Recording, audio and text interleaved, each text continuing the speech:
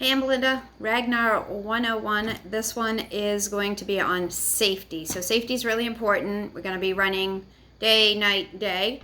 And I want to go over the safety gear that you'll need, that I recommend, and some things to be considering. This is stuff we take very seriously at Ragnar. They will be doing actual gear checks to make sure that we have our safety gear when we check in. So you want to make sure you have it. Don't wait to the last minute to run out and buy it. Make sure you have it. Although I will tell you, a lot of times people get it at the last minute. Don't do that. All right, so when we talk about gear at Ragnar, they're going to give us set nighttime hours. Okay, during nighttime hours, we have to wear our safety gear. Anytime we step outside of the van during those defined hours, gear has to be on.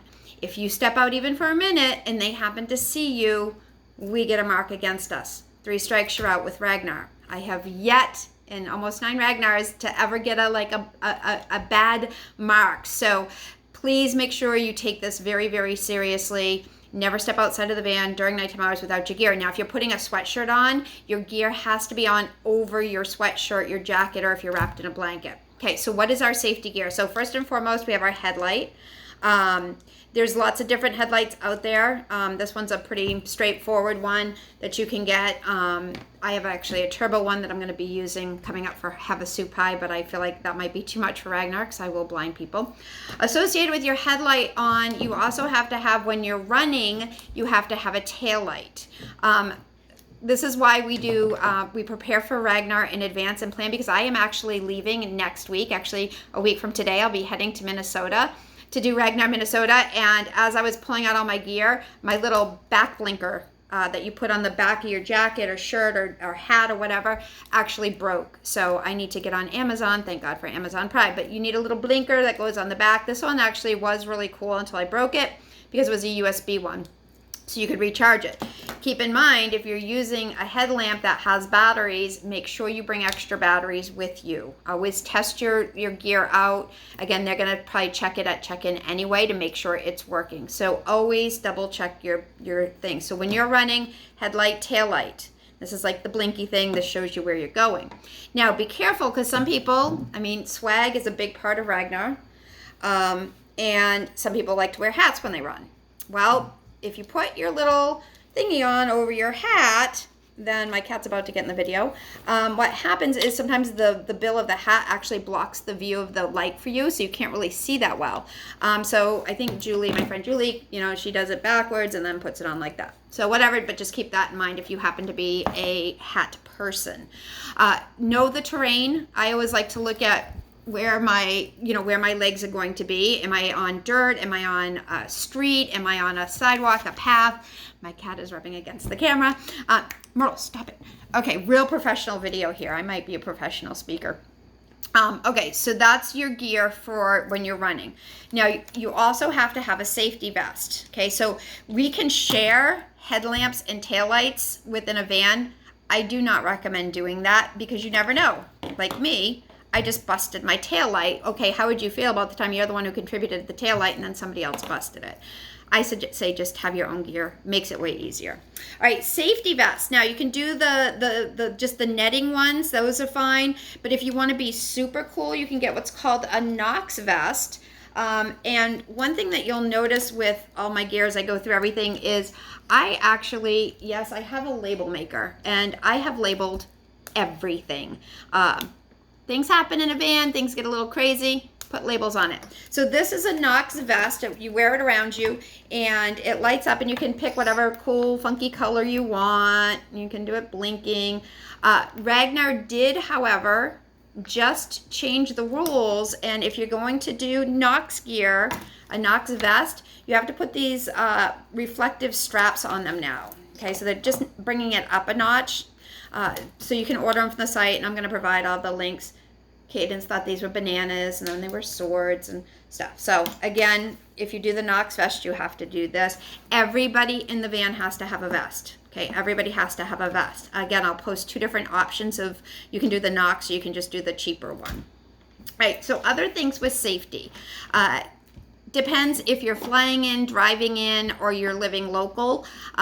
Locally, if I'm not gonna fly and I'm just driving in, I will, and this is just normal for me anyway, when I run, I typically have my knife with me, or you might have a mace. There are a lot of other cool things that you can use, especially for women. There's like a little bra thing that pulls out this cool knife, and there's the handheld thing. But if you're concerned about safety, there's that.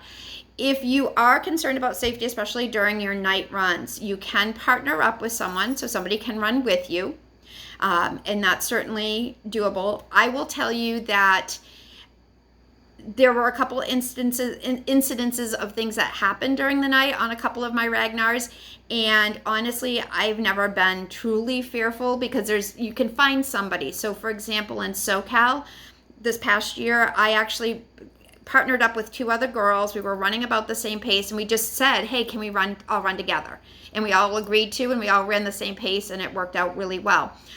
In Cape Cod, my first year, is freaking freaky at night, because it was like fog and dark, and there weren't a ton of runners, and I ended up partner up with a guy, and we ran the rest of the time. So don't be afraid to ask another runner, hey, can I run with you, and stuff. Your van will also be tracking you very carefully, and I'm going to talk about that in another video, but just know that we're going to be tracking you, we're going to be watching you and stuff like that. Okay, so continuing on with safety, I have to listen to music, because that's the only way I can breathe when I run. So I do have my AirPods. When I run Ragnar, I keep the music down real low. Sometimes you can just maybe run with, whoops, I turned my Ragnar, my AirPods on when I did that. Maybe you just run with one, but you want to be in a zone where you're aware of what's going on around you. All right. The other aspect of safety is just your personal well-being. You're going to be exhausted. That's part of it. You're going to really be wondering, why the hell did I do this about the middle of the night when you're having to get out of the van and run? But part of taking care of yourself, really one of the most important things, is hydration. And the hydration should start before your race. Okay, so don't wait till, oh, okay, right before I run, I'm going to down a bunch of water. There's lots of different things you can use. I am a huge fan of coconut water, because it has the potassium in it. It's a quick rehydrator. I ran 8 miles in Arizona this morning. It was almost 90 degrees. I felt like crap when I came home. I drank a half one of these, boom, feel great. Again, you can start loading on these before the race. The only warning I would give you is always check the expiration date on coconut water. Bad story to go with that, but do not drink expired coconut water. Other hydration, maybe you're a Gatorade person. I also like Noon. I'll do these hydration tablets, obviously, and then lots of water in the van.